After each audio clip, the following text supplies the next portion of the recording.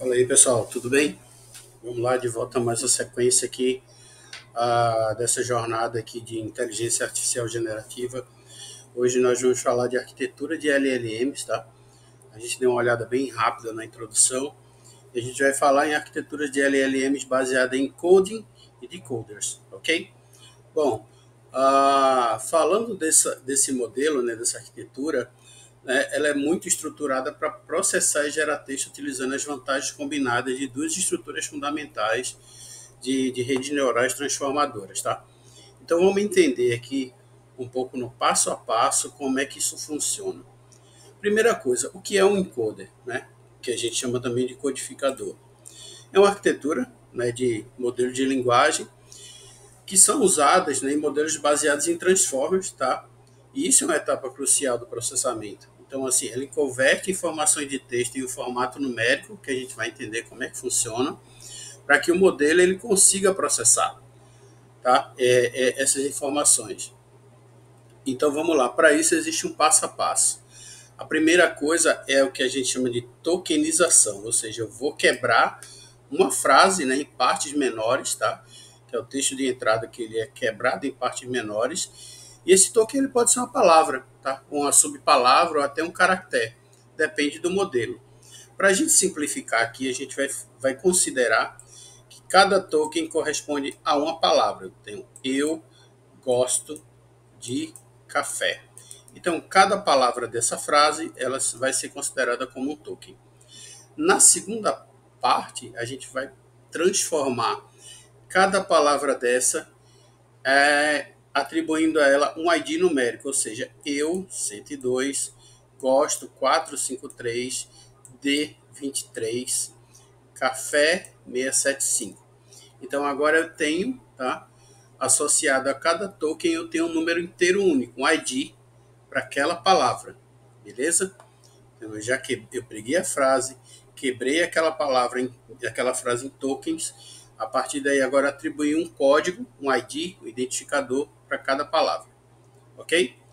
Bom, no terceiro passo a gente vai fazer uma coisa chamada de embedding ou incorporação, tá? Então assim, os IDs numéricos são convertidos em vetores densos, tá?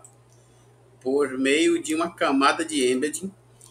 E um vetor denso ele é uma representação de alta dimensão que encapsula o significado do token no contexto do modelo. Tá. Bom, e aí no exemplo eu peguei o 102, né, que foi o que a gente colocou lá para o ID associado à palavra eu, e a gente mapeou isso dentro de um vetor, tá certo? Pode ter 768 dimensões. Bom, pausa para entender agora o que são vetores densos, né? Porque essa explicação aqui não convenceu muita gente. Então vamos lá. Vamos entender agora o que são vetores densos, tá? Vetores densos, o vetor denso, ele é uma representação matemática, né, que contém valores numéricos, né, compactos e contínuos. Ou seja, a gente utiliza isso para representar objetos como palavras, imagens ou qualquer outro dado dentro desse espaço de alta dimensionalidade, tá bom? Então, diferentemente de vetores espaços, onde a maioria dos valores são zeros, aqui não existe valor zero, tá? Basicamente, todos os valores são diferentes de zero, né, em quase todas as suas dimensões. Então, vamos pensar o seguinte aqui. Vamos considerar aqui uma palavra como gato, nesse modelo de linguagem, tá? Que a gente está pensando aqui. Eu posso ter um vetor denso basicamente parecido com esse, ó, 0.13, menos 0.56, 0.78, 0.21. Cada número desse representa uma dimensão dentro desse vetor. Nesse caso aqui, nós temos 1, 2, 3, 4, 5, 6, 7, 8 dimensões. Então, cada valor representa uma dimensão nesse espaço vetorial. E a gente vai, dentro de cada número desse aqui, é como se a gente encapsulasse um aspecto específico da palavra gato, tá? Proximidade com outras palavras que são correlatas com gato, tá? Isso também faz sentido aqui nesse modelo dimensional, tá bom? Bom, e aí o que acontece aqui? Eu posso ter várias dimensões, tá? Em modelos gigantes aí a gente pode trabalhar com 768 ou até mais. Mas aqui a gente fez o exemplo com 8, tá? Nesse exemplo aqui, né, o vetor tem 8, tá? Mas você tem modelos aí com 768 ou muito mais dimensões. Os valores são compactos, né? Então assim, os valores são contínuos, eles são não inteiros, né, e variam, né? Você vai ver aqui que a gente falou de 0 ponto alguma coisa, 0,13, menos 0,56. Então, assim, eles variam entre menos 1, né, a 1, ou 0 a 1. Né? Então, assim, eu tenho um intervalo aqui, tá? De como menos 1 a 1 ou de 0 a 1, mas, assim, é sempre um intervalo. E aí você vê que os números, eles são números decimais, né, basicamente. E aí a gente tem agora o quê? Uma visão de que o contexto, de relação à parte de contexto em relação aqui, o vetor desse, ele captura informações sobre relações semânticas. E, por exemplo, é o que a gente falou, né?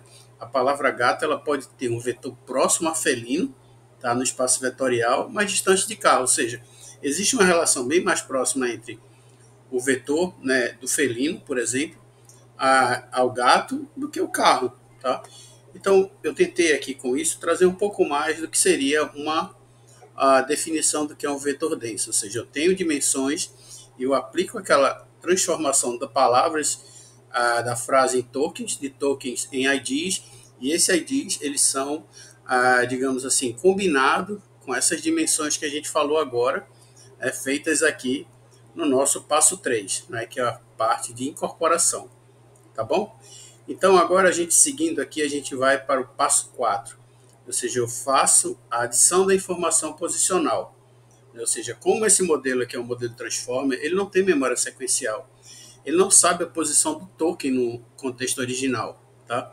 Então, assim, eu só atribuí o número, mas eu não informei em que posição estava da palavra, da frase, né, aquela palavra. Tá? Eu só fiz a quebra, atribuí um ID e agora eu fiz a parte da incorporação, beleza. Mas para resolver isso, né, para saber onde é que está a posição daquele token na palavra, eu tenho que trabalhar com uma coisa que a gente chama aqui de embeddings posicionais, ou seja, eu tenho um cara que faz o embedding dentro do espaço vetorial aqui do vetor denso, e eu tenho outro cara que é o embedding posicional, né, a incorporação posicional, que eu codifico a posição de cada token na sequência.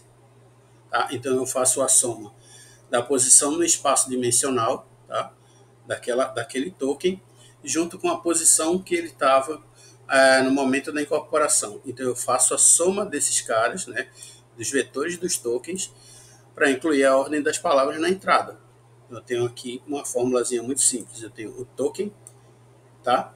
Mais o embedding posicional, eu tenho então a incorporação do token que a gente viu, mais a soma com o embedding posicional, e eu tenho então a representação de entrada desse cara dentro do modelo, tá bom? Bom, e aí no final eu tenho uma representação do input embedding, né? Ou seja, a incorporação de entrada, o vetor final resultante da soma entre a incorporação dos tokens, mais as posições que a gente falou. A gente passa isso para a camada de atenção, e aí essa camada de atenção e outras partes do modelo vai ter esse vetor final, tá bom? Então, assim, por que essa visão de coding aqui ela é importante? Primeiro, eu faço o trabalho aqui de captação do contexto, ou seja, as representações vetoriais, elas capturam as características semânticas do token, né? Não é essa questão de quebrar, tá?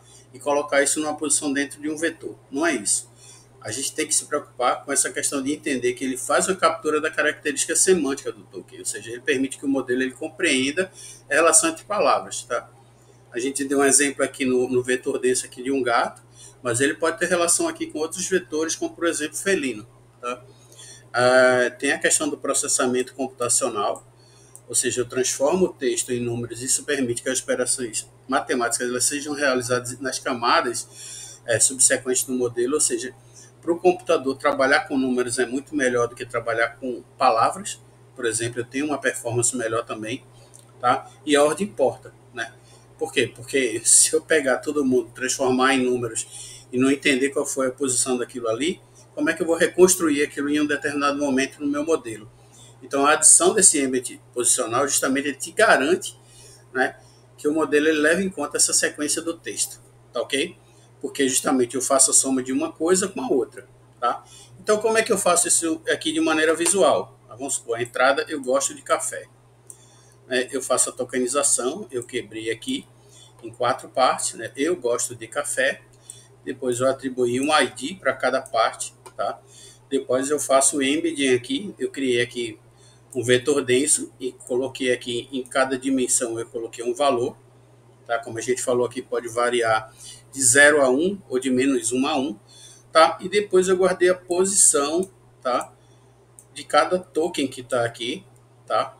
Dentro de uma embed posicional. Então agora eu tenho a posição do token mais o embed do token. E eu faço somatório aqui, ó, 0.1 mais 0.01, eu vou ter o ponto 11. Então eu já tenho aqui basicamente a posição e o token nessa dimensão, né? Aqui eu vou ter o 0.32, que é o 0.3 mais o ponto 0.2, e assim sucessivamente. Bom, pessoal, basicamente essa é um pouco da visão de como é que funciona a parte de coder, tá? Da nossa aula de hoje. Espero que vocês absorvam e assistam e assistam e assistam isso um pouco mais para entender como é que funciona essa primeira parte aqui, tá ok? Queria agradecer a vocês mais uma vez aí pela atenção. Deixe um like aqui se vocês gostarem desse tema e vamos seguindo aqui na nossa jornada. Um abraço para vocês e tudo de bom.